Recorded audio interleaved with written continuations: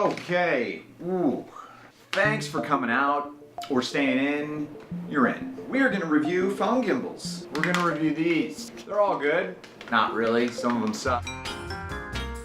The Movi robot, the DJI Mobile 2, the Smooth Cue from Zhiyun, and the Smove Mobile.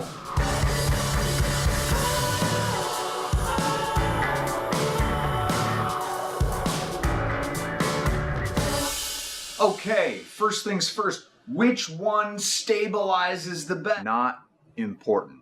They all do it fine. What you need to base your decision on is a couple of different hardware features and the mobile app. The mobile app's the big one. And then the price. That's it. They all stabilize great. Let's start with the most expensive and the worst by far, the Movi. $300, $299 for this thing. And, oh, it's a piece of shit. Let me tell you why. I had the most trouble getting anything to work the way you just would think it would work. What is it doing? Why is it moving? Now it's just turning all the way around. I'm not doing this. What is happening? The Movi in time-lapse mode only goes from point A to point B. The DJI and the Zhiyun, for less than half the price, go to point D, E, F. There's no joystick on the Movi. It's got these buttons here, but they don't do anything you want them to do. You can't, these don't work. You do that, all that does is show my angry expression because this thing doesn't work. Movie lapse. So there's only slow, slower, and slowest. It's still moving around like it knows what I'm trying to do. It's already rolling also, for some reason. It just rolled. Super useful. It was very hard to use and seemed pointless. It's not working already. You know the other thing that sucks? The only way that there's tracking is you have to put it in like rotate mode. It's called orbit mode. There's an orbit mode in case you don't know how to walk in a circle around something. It automatically rotates like on a timer. So then you have to like hope that you can like do the right speed so that it stays pointed at whatever object you're focused on. There's no tracking. There's no tracking on this thing.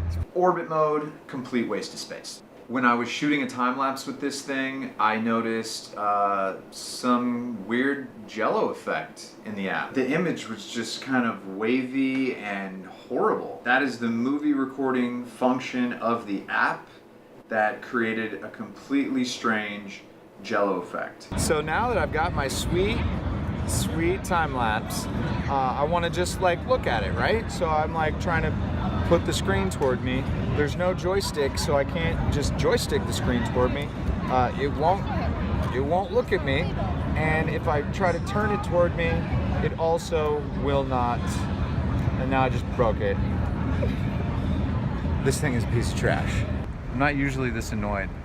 I don't want to come off as annoyed. This thing's making me very annoyed. You know, the only cool feature about this gimbal is that you can set it down and never use it again. Let's go with the second most expensive and I don't know how they did it, second worst, Smove, the Smove Mobile. I know I'm being real harsh because that Movi really, it got me going, but the Smove is not that bad.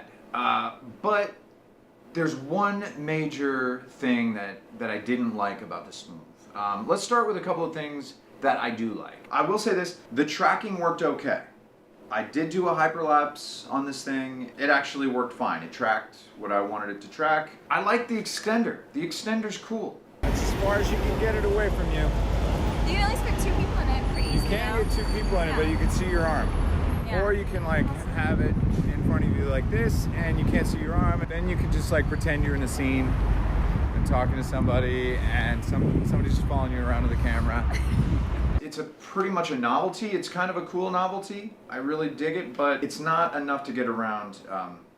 The major flaw in this is the time-lapse mode. First of all, it only lets you set a point A and a point B. Second of all, you have to set that literally with your hands, hitting the button and pointing it to the next spot. And if you don't do it smoothly, and even if you do it smoothly, I never was able to get the time-lapse mode on the Smooth to go from point A straight line to point B. Not once. Every time it would go sort of in the general direction and then stop and then pan down and then maybe over. It just made this up on its own. So that was really, really frustrating.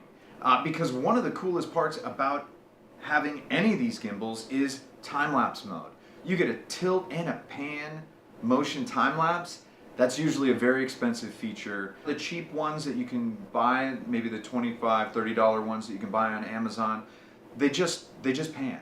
None of them are doing the tilt and the pan, so that's why these are so cool. And then to have the app suck so bad is just really disappointing. One thing I didn't like about the Smooth also is that it saves all your videos straight to your camera roll. So if you're looking for, oh, what was that smooth shot, and you bring it up in the app, you're just going to see your camera roll, and you're going to have to go through all the pictures in your camera roll to find that one gimbal shot.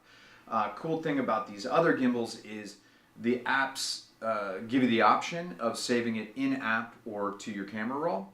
So if you want to partition out just your gimbal shots and so that they're easier to find later, you can have them just in the app, which is nice. Smooth.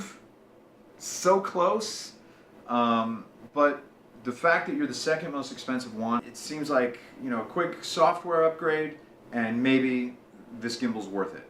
But without a cool time-lapse mode,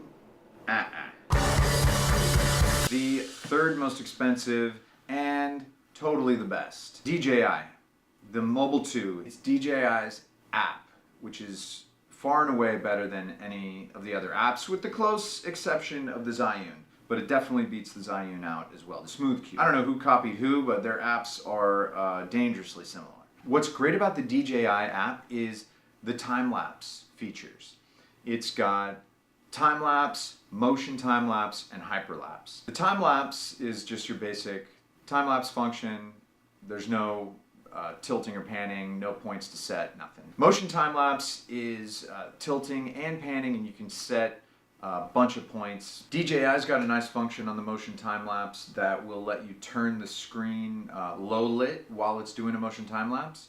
That's a cool feature, so your battery doesn't run low. And it goes straight from your point that you set to the next point in a straight line, like you think it should. You can also set your points by using the joystick. Nice feature. One thing I noticed is that you can't lock your exposure when you're in time-lapse mode. As soon as you press go on your motion time-lapse, it goes to auto. And so if you're looking to stay exposed for some bright clouds in the distance, but you've got a real dark scene, it will go into auto mode and expose it however it wants. So not cool. The Filmic Pro app will pair with the DJI. Even though you could fix your exposure in Filmic Pro, you can't do a motion time-lapse with Filmic Pro and the DJI.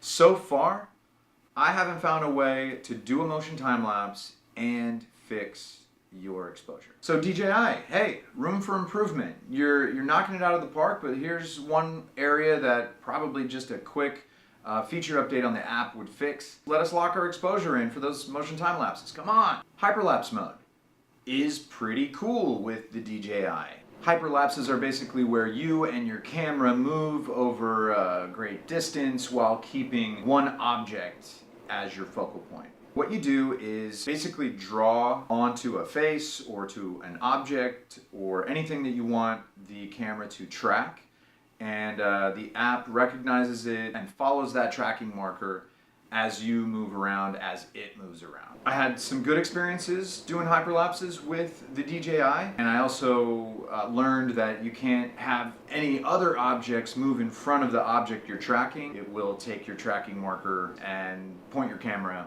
where you don't want it to point. The app is really intuitive. The motion time-lapse is great except for the inability to lock your exposure. And for $139, it's 1,000% better than the Movi. 100% recommend the DJI Mobile 2. I bought one These aren't mine. They're going back. This is the one I've settled on. The cheapest one, the $99 Zhiyun Smooth Cue.